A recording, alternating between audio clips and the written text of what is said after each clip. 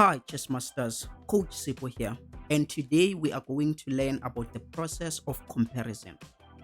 As we always do, I am going to use three different positions to demonstrate this process, and at the end, I am going to give you a task so that you can immediately apply your newly acquired chess knowledge. So, without any more delays, let's dive into it. A process of comparison is a situation where you have two equally good moves that are trying to accomplish the same plan. But now it is your responsibility as a good chess player to compare these two moves, look at their pros and cons, and choose the better move out of these two. Now let's go to these positions so that I can demonstrate what is this process exactly. Instead of starting with this slightly complicated position, let's go to a very simple position such as the starting position of a game. These are typical moves such as e4, e5. Now it is white's turn. What do we usually do in the opening game stage?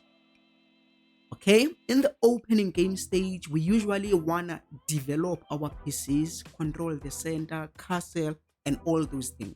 Okay, so it is white's turn, and white has all those options that are equally good. White can play knight f3, knight c3, bishop c4. To be honest, all these moves are good. They are trying to accomplish their tasks or the things that you need to do in the opening game stage. Now, as a chess player, you will have to compare all of them and then you will choose the better one. Now, if you use the process of comparison, you will come to a conclusion that knight f3 is better than bishop c4 or knight c3. And I am not saying knight c3 and bishop c4 are bad moves, but knight f3 is better than them. Now, why is knight f3 better than the other two moves? Because when you play chess, I am sure you've heard of this, there is something called initiative. Okay, you want to be the one calling the shots. So when you are trying to accomplish your plans or achieve your plans, you want to try to accomplish those plans while attacking at the same time. So you limit your opponent's options. So if you play knight f3, knight f3 is better because after knight f3, the opponent's options are limited. This is an attacking move and black is forced to make a defensive move. Let's say black is forced to defend or to play pawn to d6. But then if you had played, let's say, bishop c4, then in this case, black can do whatever he or she wants to do. Black can play knight f6, black can play knight c6, black can play bishop c5. So there are so many sort of things that black can do. So you wanna try to achieve your plans while you are simultaneously attacking your opponent. Okay, hence that is why knight f3 is better than bishop c4 or knight c3. You will finally choose knight f3 after using the process of comparison. Okay, now when it comes to the process of comparison, you are going to practice your reasoning. You will say, if I play knight f3, this is what is going to happen. If I play knight c3, this is what you are going to happen. So at the end of the day, it is going to improve your reasoning because you play many games. I'm sure per day you play more than most chess players. On average per day they can play like maybe 5 or 10 games or even more. Okay, now if you do that every day, practicing your reasoning, of course it will become better and better, and people will start saying you are intelligent. Okay, because you are practicing your higher faculties. Let's go to the second position. In this position, it is black's turn, material is equal. Both sides have 3 minor pieces, 2 heavy pieces, and 6 pawns. So the material is equal. In this position, black has a beautiful tactic. I'm not sure if you have already spotted it.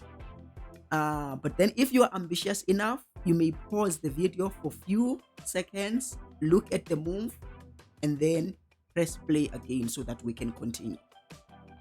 I assume that you did pause the video, and now let's continue. And congratulations for being active, for trying to participate. That's why you will quickly improve. When you are active, your chess improves quickly. In fact, not only in chess, in everything. If you are active, you quickly improve. Now, congratulations to those who got the correct move. The tactic here is that black can actually take if white takes. Now there's a discovered attack on the rook. Black can play knight c2 or knight d3. You just wanna move the knight with a check. It doesn't matter where you go. If white takes, you will simply win the rook. Now let's go back to the starting position so that I can show you something.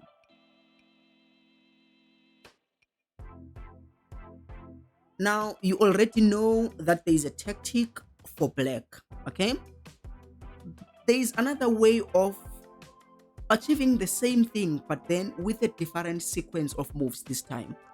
Black can also start with knight d3, and then after this, then you can take. After take, you win the rook again. But then okay, now black has two options: to start with knight d3 or to start with bishop takes c3. But one of them doesn't work.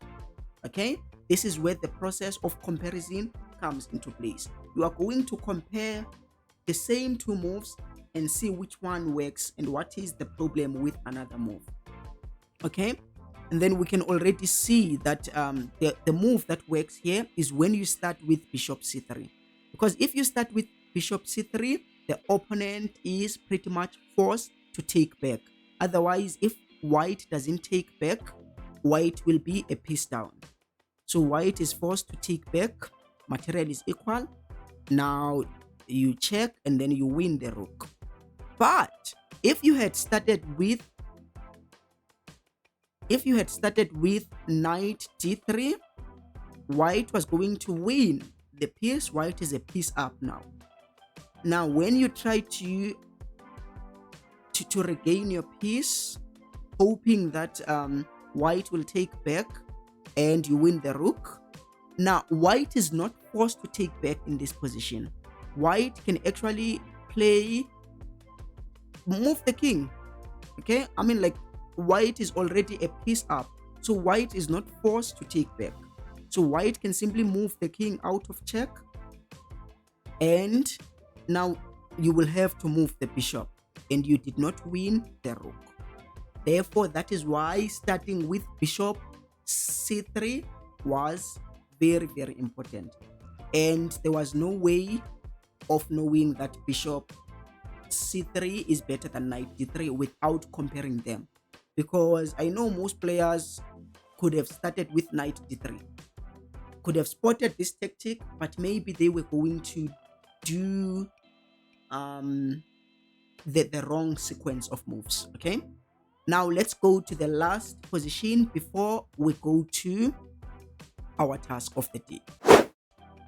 Okay, in this position, it is black's turn to move, and white is material up.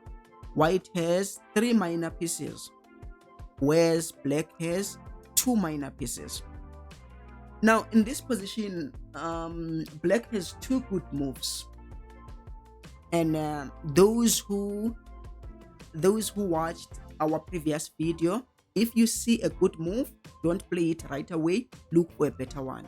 By the way, if you did not watch that one, I recommend that you watch it. If you did not watch it, it's fine. I'm going to pin it at the end of this video. It's a very important video.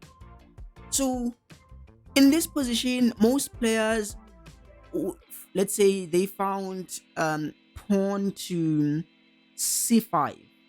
This move appears to be good because the knight is actually pinned. If the knight moves, then black will win the rook. Okay, so c5 appears to be good. But then, according to that video, again, if you did not watch that video, I'm going to pin it at the end of this one. According to that video, when you see a good move, you don't play it right away, but you look for a better one. In this position, there is one more good move. There is also queen takes d5. Now, which move is better between c5 or queen takes d5? Both moves are good, but then in order to find the best one, you will have to compare them. Let's see what happens when you play bishop c5. By the way, keep it in mind that white is a piece up. Okay, white is a piece up and black is a pawn up. So black is still trying to regain his piece.